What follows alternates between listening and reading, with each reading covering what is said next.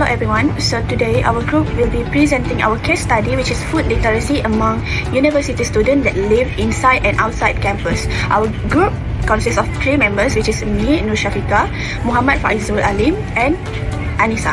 According to Vision and Gallagher in 2014, food literacy is a collection of interrelated knowledge, skills, and behaviors required to plan, manage, select, prepare, and eat foods to meet needs and determine food intake, and the scaffolding that empowers individuals, households, communities, or nations to protect diet quality. But in general, food literacy is about understanding food and making smart choices about it.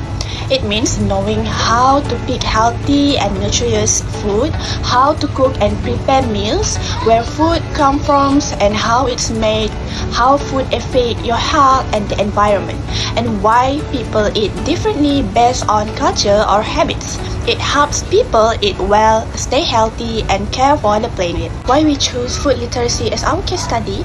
First, addressing diet-related health issues.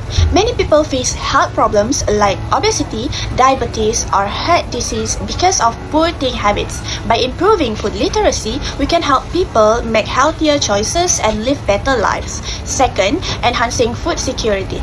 Food literacy helps people learn how to plan, shop, and cook affordable meals. This can reduce food waste and make sure everyone has enough to eat. Third, promoting sustainable food system. Knowing more about where our food comes from and how it's made encourage us to support local farmers and choose eco-friendly options. This helps protect the environment. And the last one is mitigating climate change. What we eat affects the planet. Food literacy teaches us to reduce food waste and choose sustainable foods, which can lower greenhouse gas emissions and help fight climate change. To understand food literacy better, we conducted interviews with 2 informants. These interviews were done in 2 sessions for each informant to gather detailed insight. We held 2 sessions with informant 1 to ensure we capture all their thoughts and perspective. The sessions were conducted on December 16, 2024 at a mutually agreed time.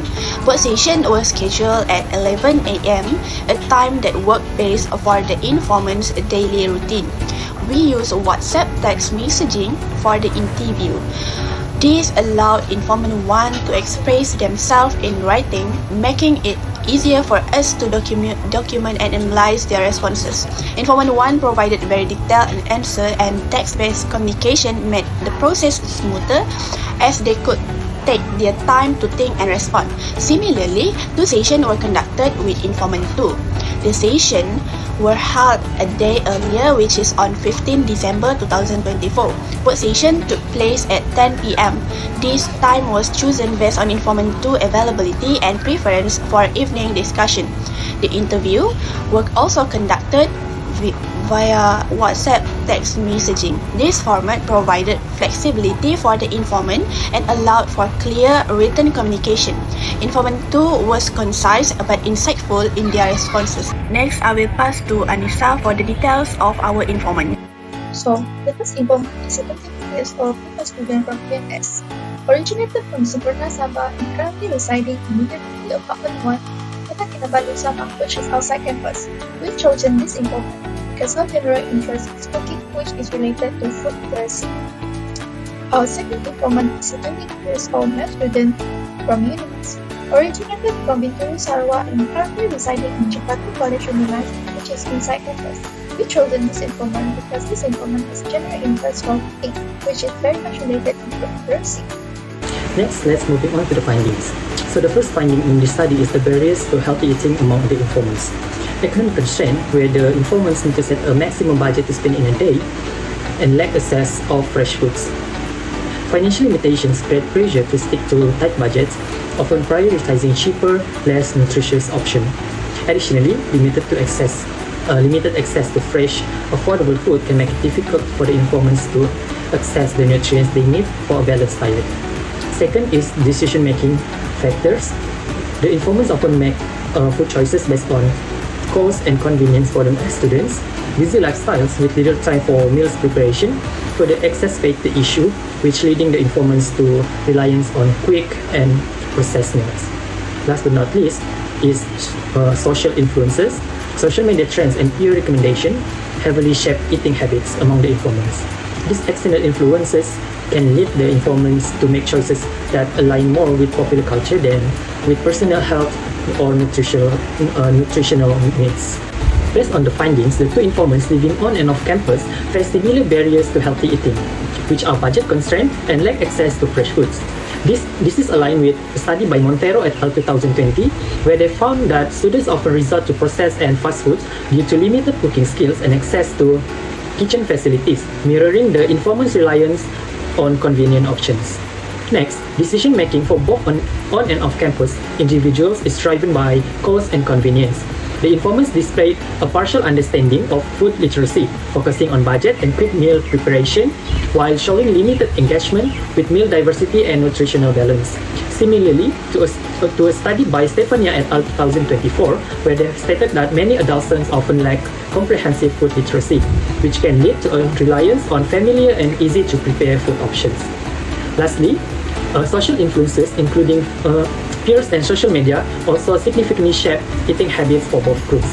Informants' reliance on social media and online platforms for recipes is consistent with a study by Goste et al. 2024, where the results show social media significantly shapes eating habits, particularly among college students.